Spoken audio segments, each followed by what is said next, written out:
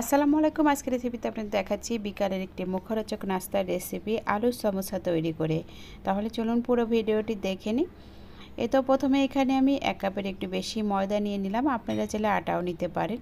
এখানে আমি দিয়ে দিলাম স্বাদ মতো লবণ, আর সেই সাথে দিয়ে দিচ্ছি সামান্য একটু কালো জিরা, আর 1 টেবিল চামচ দিয়ে দিচ্ছি সয়াবিন তেল। তেলটা দেওয়ার পরে আমি এই ময়দার সাথে ভালো করে মিশিয়ে নিচ্ছি। এভাবে ভালো করে ময়দার সাথে তেলটা মিশিয়ে নিতে হবে। তো আমার এখানে ময়দার সাথে তেলটা মিশানো হয়ে গেছে। এখন আমি এর ভিতরে অল্প অল্প পানি দিয়ে আমি একটি ডো তৈরি করে নিব। তো অল্প অল্প পানি দিয়ে এখন ডোটি তৈরি করে নিচ্ছি। এখানে আর একটু পানি দিয়ে আমি আবার ভালো করে মাখিয়ে নিচ্ছি ডোটি।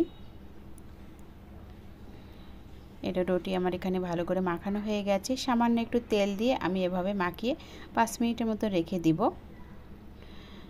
এখন আমি তো ভিতরে পুরটা বানিয়ে নিব। এজন্য এখানে 2টি সেদ্ধ করে নেওয়া আলু নিয়েছি, আর এখানে নিয়েছি আমি লাল মরিচের গুঁড়া, হলুদের গুঁড়া, চাট মশলা নিয়েছি, সেই সাথে নিয়েছি আমি এখানে গরম মশলা আর স্বাদমতো লবণ। এখন দিয়ে দিচ্ছি একটি পেঁয়াজ কুচি আর ধনিয়া পাতা কুচি দিয়ে দিলাম।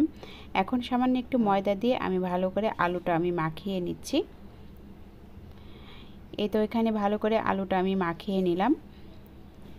এখন আগে থেকে যে আমি ডোটি বানিয়ে রেখেছিলাম সে থেকে একটি লেচি আমি কেটে নিয়েছি। এভাবে এখন আমি বেলে নিচ্ছি।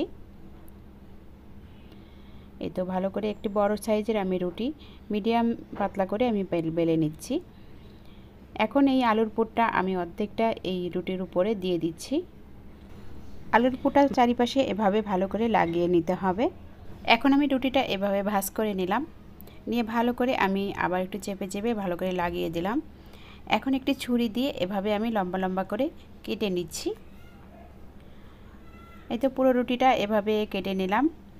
এখন আমি এইভাবে রুটিটা উঠিয়ে এভাবে পেঁয়াজ দিয়ে আমি তো বানিয়ে নিচ্ছি। এভাবে সবগুলা আমি সমোসাগুলো বানিয়ে নিব। তো হয়ে গেল।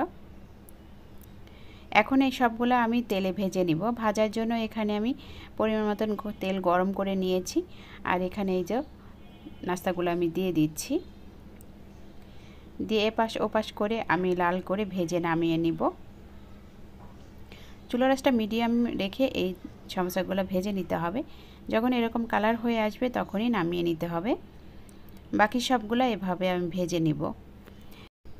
এভাবে বিকালের একটি মুখরোচক নাস্তা সহজেই আপনারা ঘরে বসেই তৈরি করে নিতে পারেন। আশা করি রেসিপিটি সবার কাছে ভালো লেগেছে। ভিডিওটি দেখার জন্য সবাইকে অনেক অনেক ধন্যবাদ। আল্লাহ।